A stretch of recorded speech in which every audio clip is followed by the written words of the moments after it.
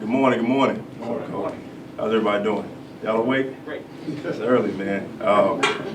This is exciting. I didn't know how excited this is really, as I make my transition out of professional football, and I think back to the Pop Warner days. I have young kids now. Someone asked me last night at dinner, you get in a routine, you've been doing something every single year. Fourth grade, July, August, it's football time. That's just who you are. Your mindset changes, your emotion changes.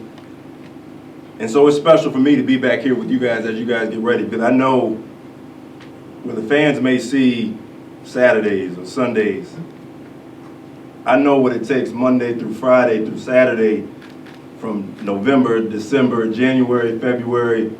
And so this is special, man. I'm excited seeing all of the highlights and everything like that.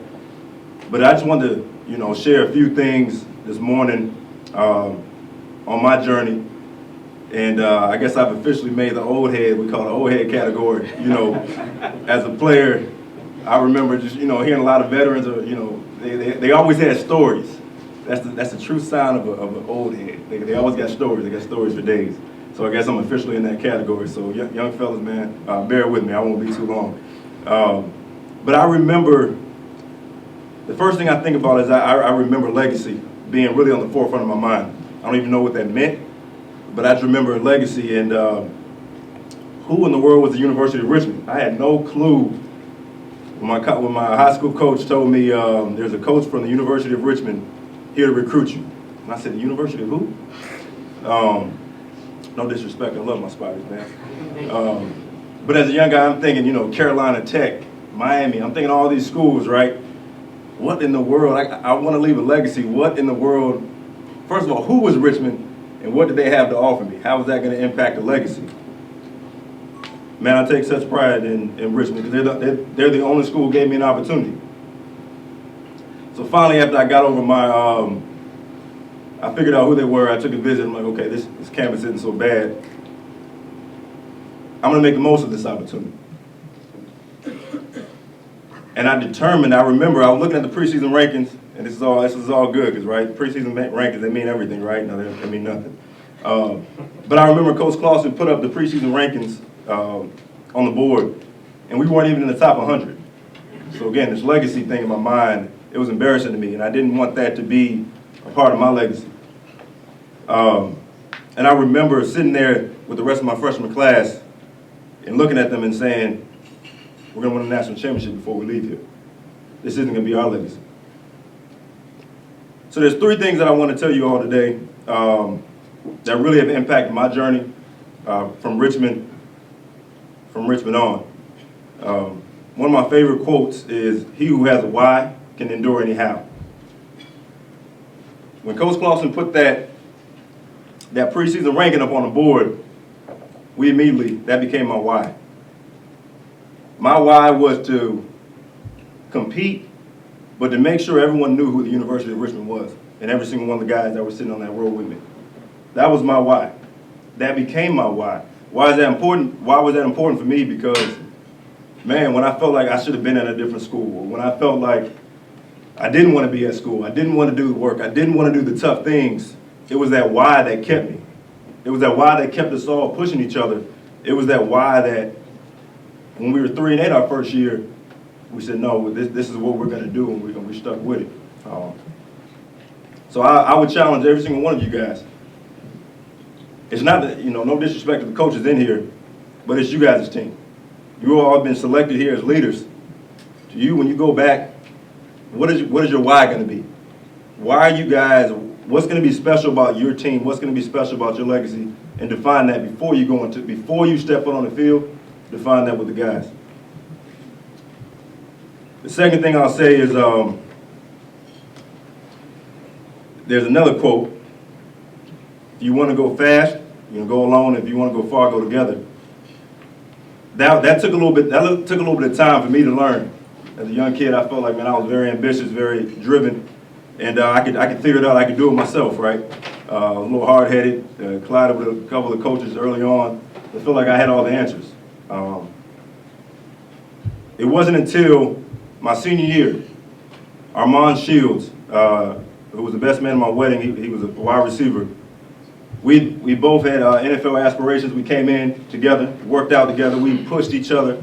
We hang out on Friday night. He was knocking on my door at 5 in the morning. Let's go to the track, and vice versa.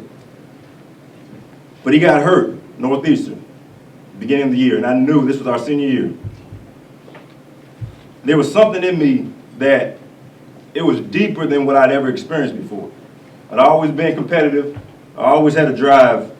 But there was something, when I saw him with, I'll never forget it, Northeastern, it's hot, 90-something degrees, and he's got a towel over his face. There was something that pulled on the inside of me, that pulled something deeper out of me. That season, as much as every other guy on my team, I attributed that season to Armand Shields breaking those records. Because I was playing for something bigger than myself. That was the first time that I was truly playing and being motivated and driven by something greater than myself. Greater than my own personal statistics, personal accolades. It was more than just me. I had to do extra for Armand because he couldn't do it. So I encourage all of you guys, man. I know you're in here because you want to be the best. You want to be, considered among the best coaches and all that.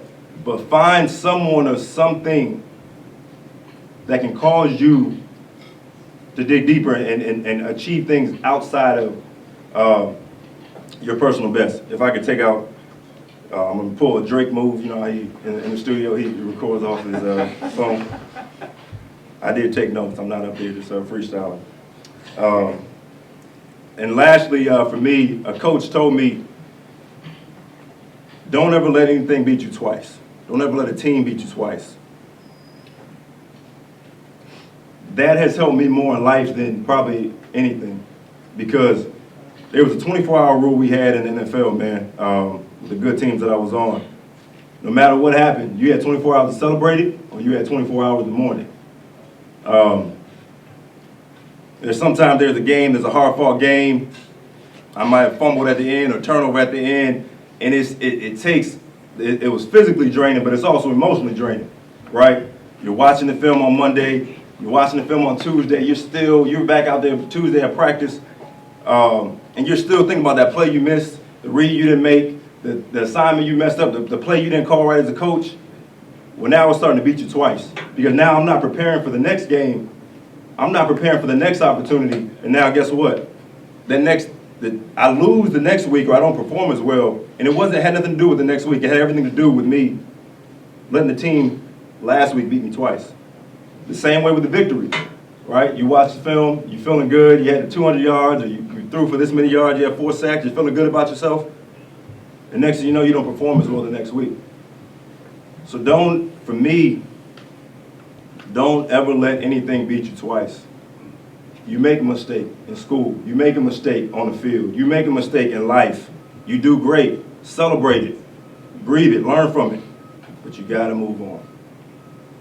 The mark of a champion is how well they can move on in spite of what happened the day before. Lastly, I said I wasn't gonna be long, but I'm just excited to talk with you guys. So I'm gonna spend about 2 more minutes. I don't see anyone give me a time clock, so I'm cool, I guess. But lastly, man, when I think about this conference, and I think about all the guys, the women here, and everyone who makes up this conference, thank you, CAA, for even having me. As a player, I wanted the opportunity to be considered among the best, as I'm sure you guys do. I wanted the opportunity to compete among the best. I wanted the opportunity to be seen nationally, on TV, all these things. We're all competitive. And I'm thankful that with the TV contracts and the different opportunities, they've given you guys that platform, man, to be considered among the best, to play against some of the best, and to be viewed by many. So I encourage you all, man, take advantage of your opportunities to enjoy it, enjoy the bonds with your teammates, and to make this season, remember when I talked about legacy, you leave your legacy and your mark on your different schools and your teams, and make sure when you look back 10 years from now, 5 years from now, you put your best out there, something that you were all proud of together. So thank you again, and best of success this season, especially Richmond.